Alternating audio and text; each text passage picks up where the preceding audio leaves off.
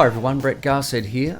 Luke Lewis from GuitarVivo and I were thinking a good way to promote my book, this book, which I just happen to have a copy handy, a hybrid picking guitar technique, would be for me to choose an exercise from the book, first show you the exercise, and then show you the process I personally go through to take a lick like the ones that are contained in this book and sort of incorporate them into an improvised solo. So what we're going to do is I'll first choose something from here that I like, and then I will show it to you how to play the exercise, and then I'm just going to blow a bunch of takes, and we'll see how we go, and I'll just keep going until I get something I like, and I'll include all the crash and burn moments and everything, so it'll be hysterical fun. So without any further ado, let's get into it.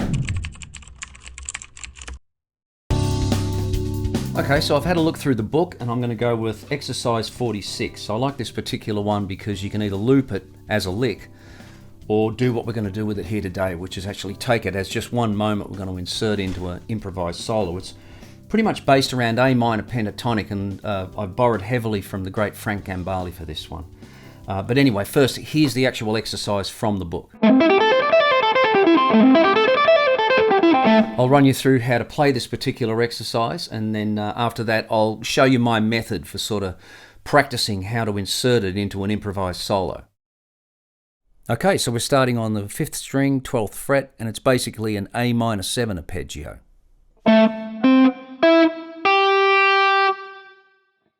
So 12, 10, 9, 8. And then we go to the 10th fret,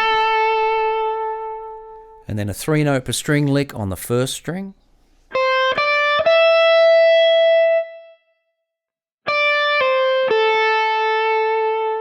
A little turnaround there, and then we do 8, 10, 12, 14. And then a pull off from 14 to 10, and you can actually loop this lick if you want, so you'll get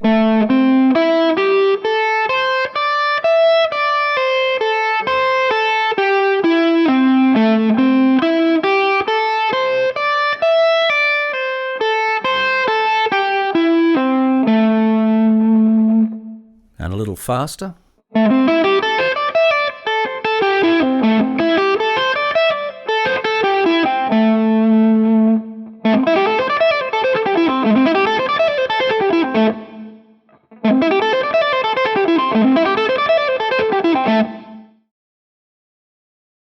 So now that we know the lick, to be able to use it freely, we want to develop some awareness of the available notes around the lick. We're using A Dorian, so we want to know where the notes of A Dorian are near the starting position of the lick so that we can smoothly get into it, kind of like this.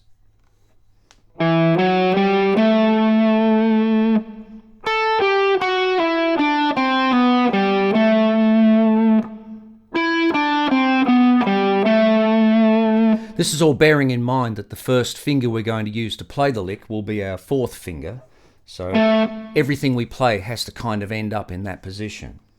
You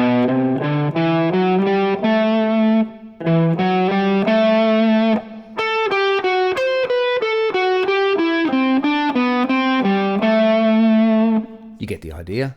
We also want to know where the notes are in A Dorian for the ending position so that we can flow out of the lick and control how we end it. We'll be ending on the same note, which is this A, but if we play the whole lick,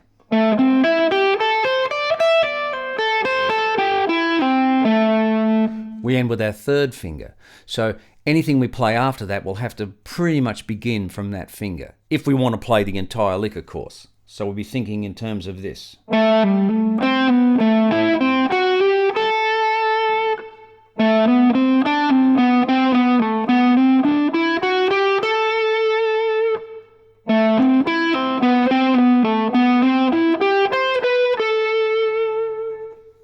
Now we might want to build it up to a climax or bring it back down for some dynamic contrast, but beyond those two things, you might also want to look at where the notes of A Dorian are throughout the lick, because you may not want to play the whole thing. I mean, I don't myself, so look at things like this.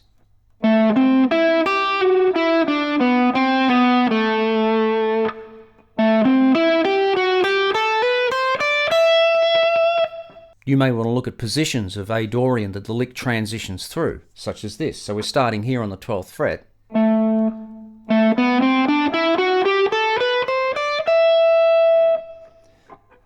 Once we go over to here,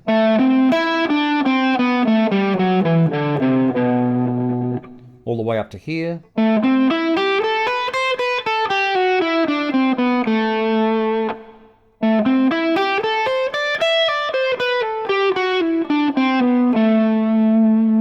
It's really important to know those kind of shapes and patterns well over the neck, and really know the notes too, so that you can maximize how you use these kind of licks. This is how you start to embellish how you use the lick itself. You can either play the entire thing, you can loop it, or you can only use short sections of it and play in and out of it. There's endless possibilities, so explore them all.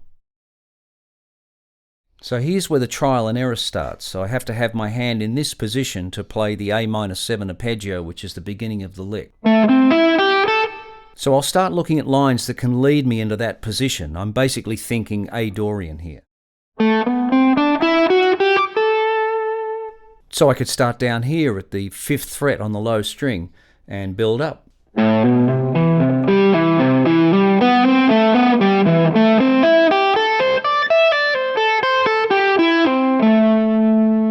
Yeah, it felt pretty natural. That could work. We'll try another one.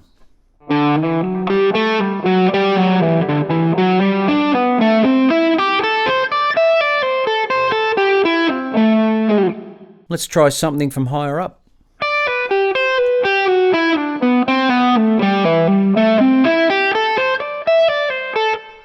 That sounded pretty cool. So now we've got to look at ways to get out of the licks. So what are we going to do when we get to this section?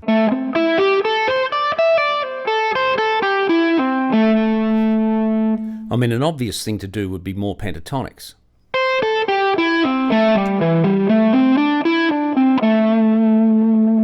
But I think what I'd prefer to hear is maybe something like this. A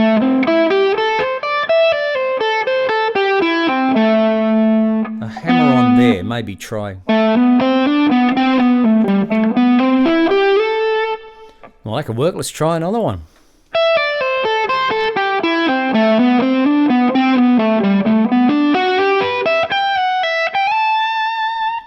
There's so many options. I mean, once you get out of the lick, if you've got a good knowledge of A Dorian and where to find it on the fretboard, there's pretty much limitless possibilities.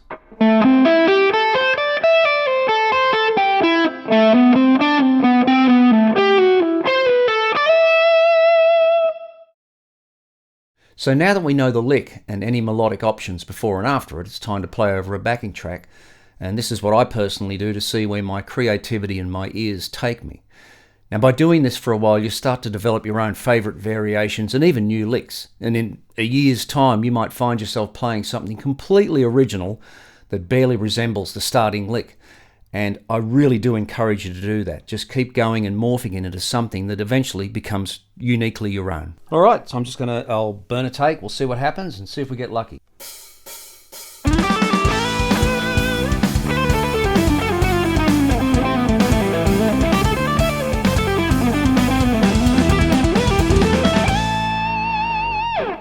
That was all right, I suppose. It was, a decent sort of thing. Let's go for another one, shall we?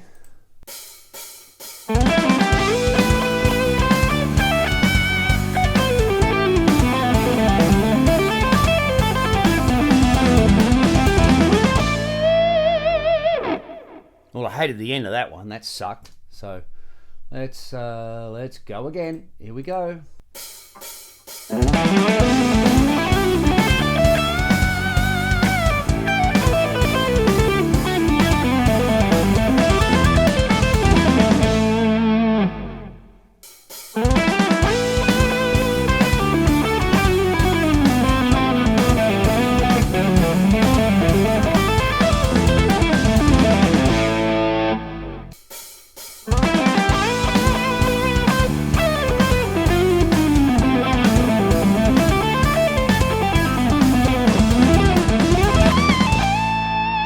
Okay, so there you have it.